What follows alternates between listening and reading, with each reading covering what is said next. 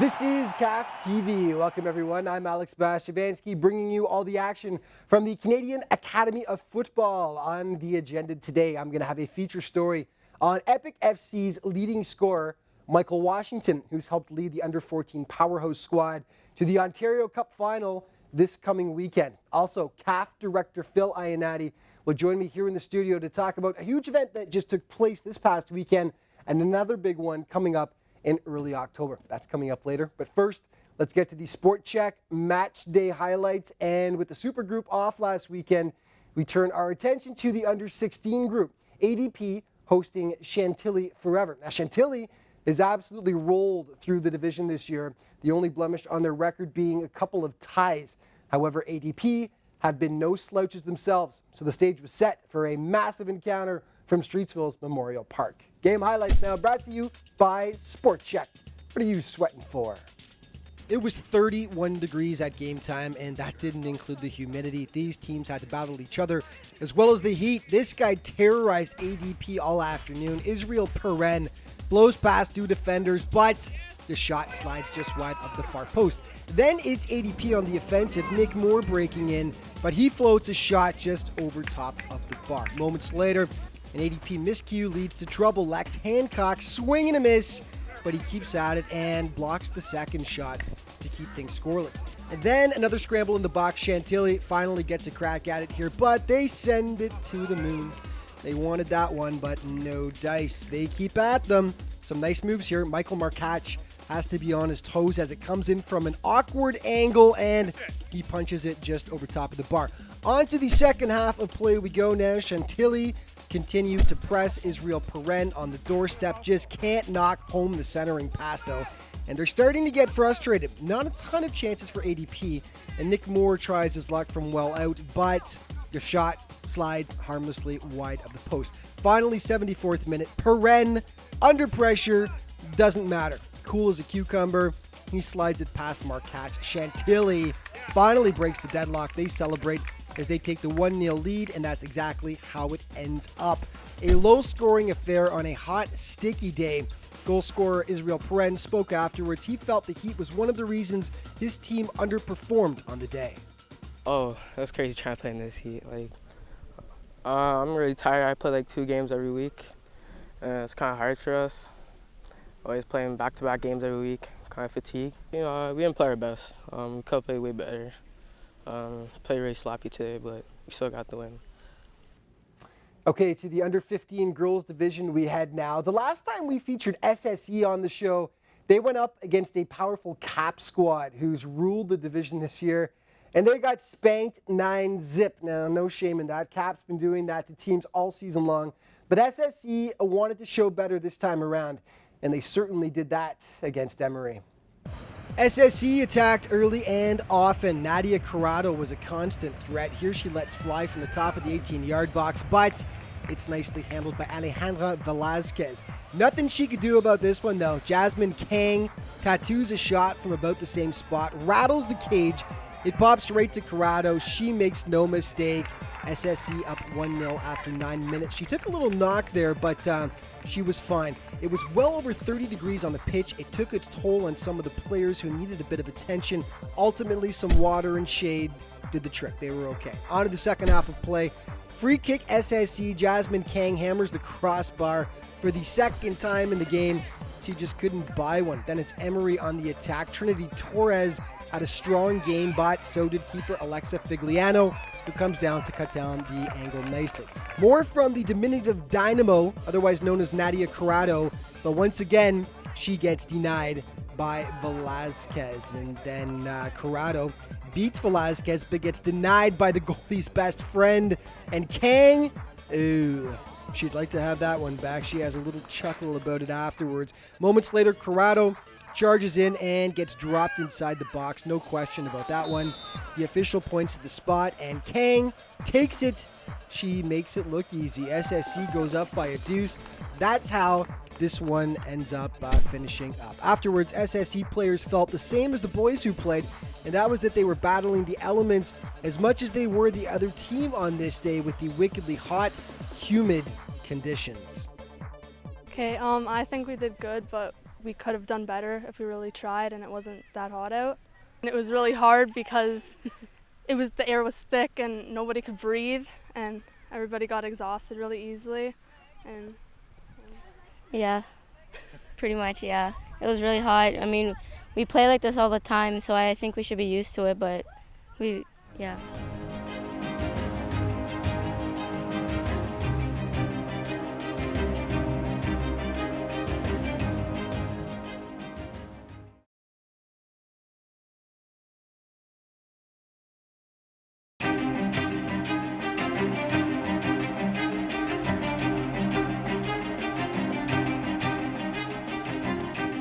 Welcome back to CAF TV. Alex Bastivansky joined in the studio by El Director, the director of CAF, Phil Ionati. Welcome back to the studio. Weren't you just here?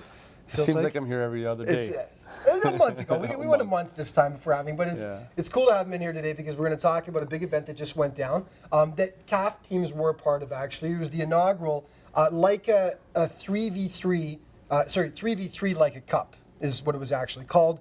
Just took place in Toronto. It looked like a tremendous success. Talk about what went down. Yeah, it was a great event supported by a lot of CAF members, which is exciting for them. Actually, majority of the teams winning were CAF. So it was a great experience for them, a great environment. Special thanks goes out to NYSA, North York Soccer Association, for hosting the event together with the organization, and Toronto, Missouri, where we actually hosted the event. So it was just a great event, over close to 1,000 people in attendance, over close to 50 teams as well. So pretty exciting where it started and where it's going in the upcoming years. And those kids are young and they can run because it was over 30 degrees the entire day. It was hot. Yeah, it's very warm. They were loving it. So how did the whole thing come about anyway?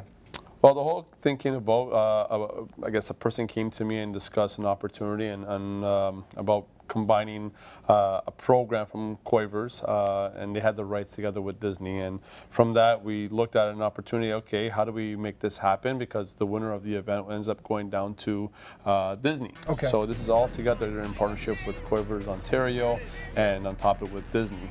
So it's an exciting process right now, what we're putting into place for hopefully a long-term partnership. And the game is fantastic, Alex. The things that you can do, the amount of touches they have. So it's good because you don't need a full roster of 16, 18 players. Maximum roster is 6 players per team, 3 on the field. So it was pretty fun. A lot of parents were trying to figure it out. Figure out the rules as it was inaugural season. We're showing some of the footage of what happened. So describe some of the rules about the 3v3 and how it is played. Of course. So basically, the field dimensions are 25 by 35, approximately inside those dimensions. You only can score once the ball passes half. You can't score from your own side. So you have to pass halfway line and have the ability to score. Okay. Also, there's a little box inside where the goal mount is. A defensive player cannot touch the ball once they get in there, because if they do, it becomes a penalty shot. Penalty shot goes to center and they shoot it from center. From center. Yeah. Nobody, no one in front, and they can just shoot it in. Saw some yesterday go in. Saw some miss. So a little bit of pressure on some of the players. And of course, the goals are so small. It's by no means a sure thing. Like, and it works on their accuracy, right? Works on their skills. Yeah, exactly. Yeah, and more touches on the ball, as you mentioned as well. Brett Mosen involved with it. He's a very well-known coach in Toronto. He's with the Toronto Lynx Academy, and he's in charge of Quavers. So talk about getting Brett on board and how great that was for you guys to all work together. Yeah, so going back to how it all started, Brett came to me with an idea, a vision of obviously with the 3v3 having the rights from Disney together with Quavers, and say, hey, this is a great opportunity to co-brand it together and work together and give our members in CAF another option, because long weekends were off, so this worked out really good for our members. They had something else they wanted to do right before school, so it was an exciting event. Brett's been nothing but supportive. He's regarded in Ontario as a great technical coach, great person. He's been a mentor to some of us coaches. Like we were together back in the day with Oakville Soccer Club. He was probably one of the best technical directors that I've ever been around.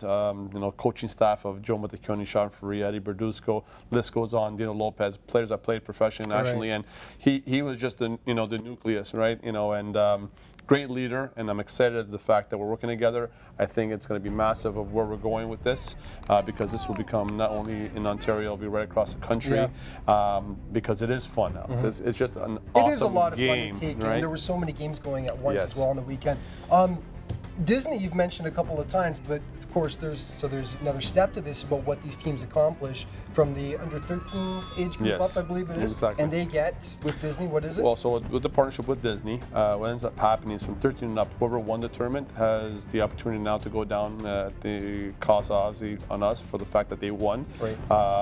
The registration, everything's paid for them to go down there and participate from January 16th to 18th in the Disney Championship now, Fantastic. 3v3. So Yeah.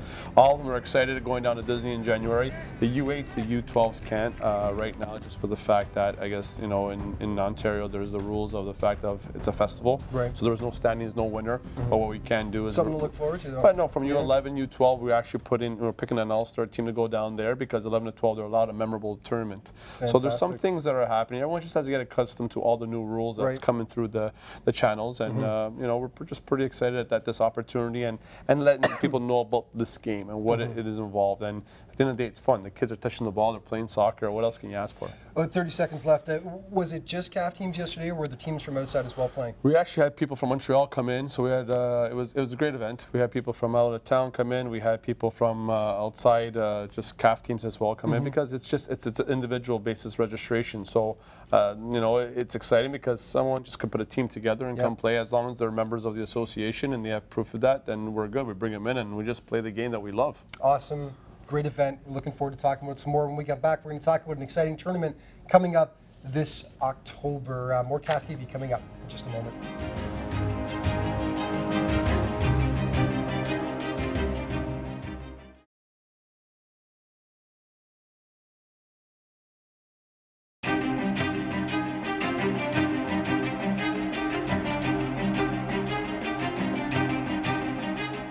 Welcome back to CAF TV. Alex Bastiavansky joined in the studio by CAF Director Phil Ionati. We talked about the 3v3 Leica Cup, and now another exciting tournament that's coming up in October, something that I know you're really proud about, and it's for a great cause, is the North American International Cup, which is taking place in Niagara Falls. Niagara Again, Falls, that's correct. yeah, And that October. goes October Second, third, and fourth. Yeah. So talk about, this is the second year for it. Now talk about the tournament. Well, you know what? At the end of the day, this is a great opportunity for kids to come together and play the game they love.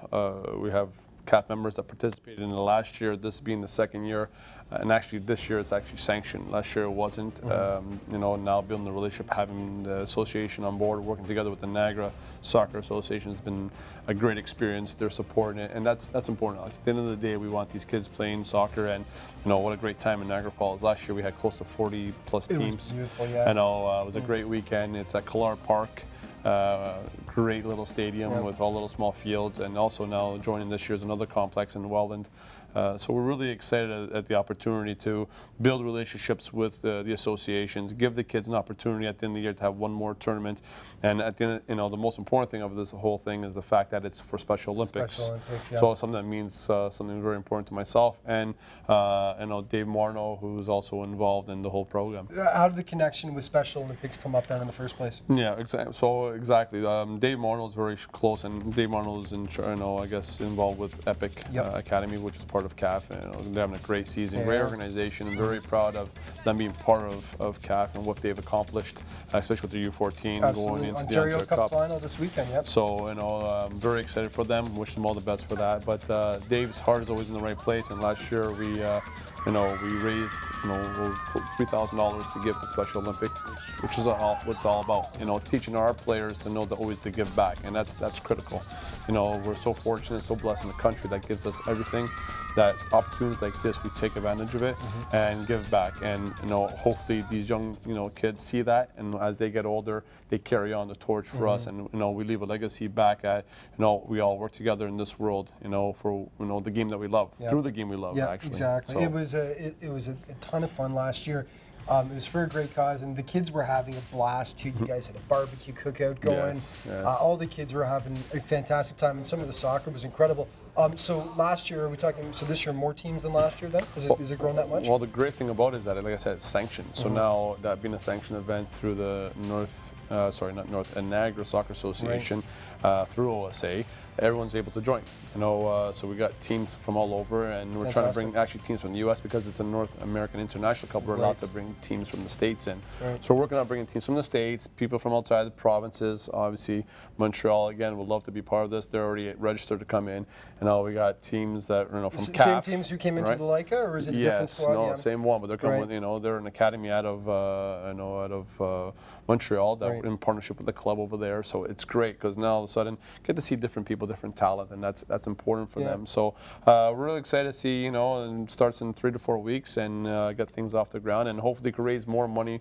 We're hoping to double, at least get close to double of what we did last year, because we're just expecting growth. And as we get that structure under place and we get sponsors on board, to give back is what it's all about. So people can, if they want to find out more about it, they can go to the website. So all teams are welcome now. Basically, they can go there, and this is how they all OSA sanctioned teams yes. are. So no, it was it was so much fun last year, and to see the look on the kids' face, and they knew that they were supporting a great cause as well out there. And we're going to see some of the big CAF teams there too. I saw Epic. I remember last year. That was the first time I'd ever seen them there. Actually, was that? But most of the CAF organizations going to be there at the Cup game? Yeah, and that's the great thing about CAF, and what I love about our membership. Right, we all support each other, and this is a great initiative. And at the Leica Cup, we had 80% of our teams there, and I'm thinking for Niagara, we should have 80% of our teams there again. And having that and giving them an environment where they can play in a tournament environment, it's nice because they get 3 games. They go on, they play in the festival format. We have the same thing that OSA has. So for them, it's nice for them to feel like they're accepted into the association, which is just critical. We feel like now we're part of the family, and now we get to play against other members, which is good. Which is fantastic. Now I can see the different levels of, I guess, the players from academies, from clubs, and at the end of the day, we want to build a landscape where it's flat and it's good for everyone, and we all just go out there and play in the park or play in the game that we love. That's absolutely. it. Very simple. There were a couple of girls teams there last year. Is there going to be a bigger presence from girls this year, in the tournament as well? That's the goal. The goal is that, right? So, it's now just getting out, marketing, let everyone know about it. They can get registered on the website, www.naicsoccer.com. Go there. Registration's already open. We already have teams in. We have commitment from a lot of teams. So the schedule will probably be up in the next 2-3 weeks. Hotels, we have partnership with hotels there. So Niagara Falls is just a fun place. It is a great place to go. And we're going to keep reminding people about it on the show, about the tournament and new teams if you want to register as well.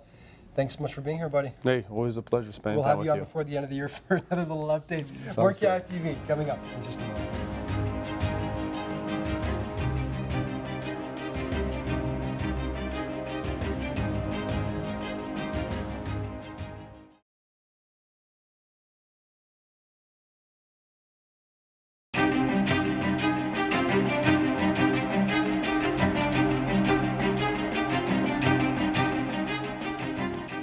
Welcome back to CAF TV. Well, we've been following the incredible run CAF's Epic FC have been on this summer. First place in the Under-14 Super Group. And this coming weekend, they take on Oakville for the Ontario Cup Championship. Epic are an offensive juggernaut, having scored 48 goals in just 9 games. And the man leading the offensive charge is Michael Washington. The young sniper has been a force for the young squad all year long, and we take a closer look at his game now in this week's Player Profile, brought to you by Leica Sports. Leica, your passion, our commitment.